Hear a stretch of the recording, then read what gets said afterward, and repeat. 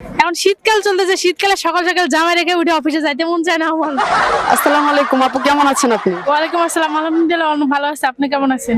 জি আলহামদুলিল্লাহ ভালো আছি। তো এখানে আসছেন তো কেমন লাগতেছে আপনার? আমি এখানে 24 ঘন্টায় পড়ে থাকি, আমার আর কেমন লাগবে? আপনি তো অনেক সেলিব্রিটি, আপনাকে সবাই চিনে। আরে না, নবীনগরে বেশি একটা ভিডিও করি তাই গরিব ভাই সেলিব্রিটি হিসেবে সবাই চিনে।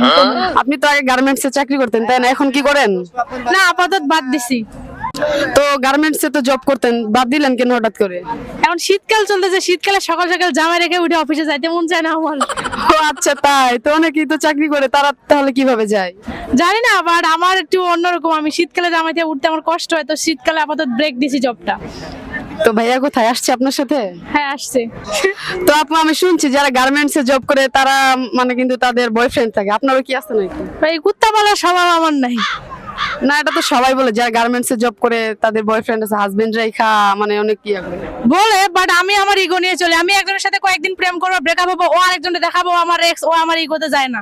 ঠিক আছে? আপনার গেট আপ দেখে তো সেই লাগতেছে, আপনাকে তো অনেকে পছন্দ করে মনে হয়। মানুষের ভালো লাগতেই পারে, স্বাভাবিক, অস্বাভাবিক কিছু না।